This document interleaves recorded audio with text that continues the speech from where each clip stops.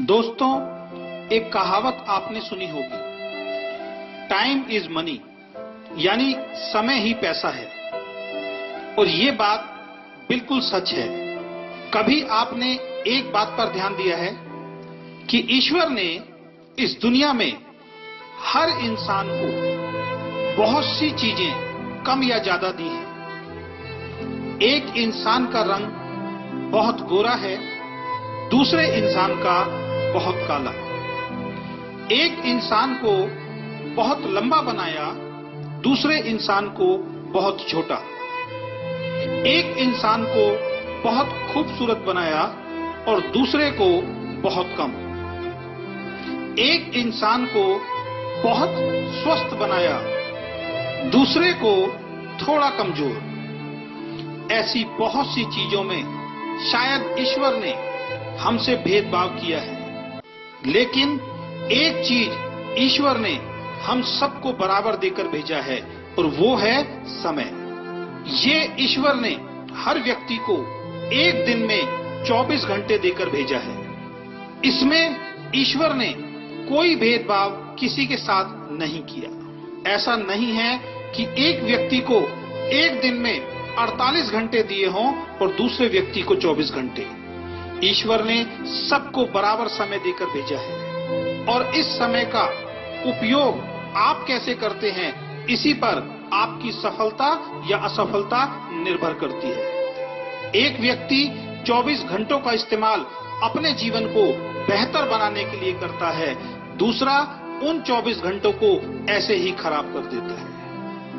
इस दुनिया में सबसे अमीर आदमी के पास भी एक दिन में 24 घंटे होते हैं और सबसे गरीब आदमी के पास भी एक दिन में 24 घंटे होते हैं। आप भी अपने आप को चेक करो कि आप अपने 24 घंटों का उपयोग कैसे करते हैं। इन 24 घंटों में अपनी जिंदगी को बेहतर बनाने के लिए आप क्या करते हैं? अगर आपका जवाब है कुछ नहीं, तो आपको सतर्क होना पड़ेगा। आप अपना बहुमूल्य समय बेकार कर रहे हैं और जीवन में गुजरा हुआ वक्त दोबारा वापस नहीं आ सकता।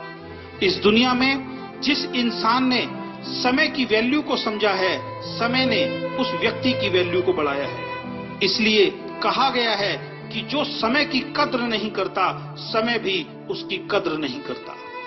एक एक सेकंड आपका बहुत कीमती है और इसलिए किसी ने लिखा है, एक साल की कीमत उस विद्यार्थी से पूछो जो परीक्षा में फेल हो गया है। वो बताएगा एक साल की कीमत क्या होती है। उसके सारे दोस्त आगे निकल गए और वो उन सबसे पीछे रह गया।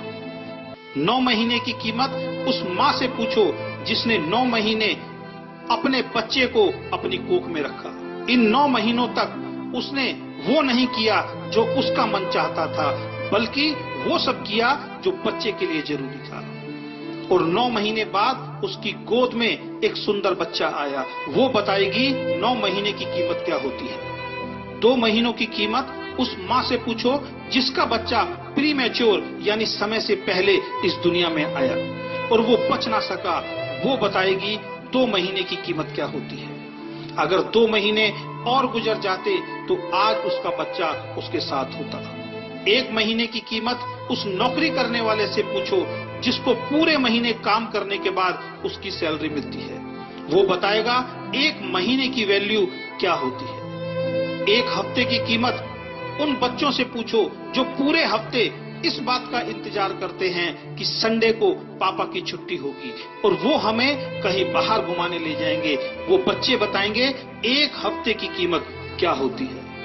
1 दिन की कीमत उस मजदूर से पूछो जो पूरे दिन काम करता है और शाम को पैसे ना मिलने के कारण उसके घर का चूल्हा नहीं जलता। वो मजदूर बताएगा 1 दिन की कीमत क्या होती है। 1 घंटे की कीमत उस प्रेमी से पूछो जिसकी प्रेमिका 1 घंटे देर से आती है।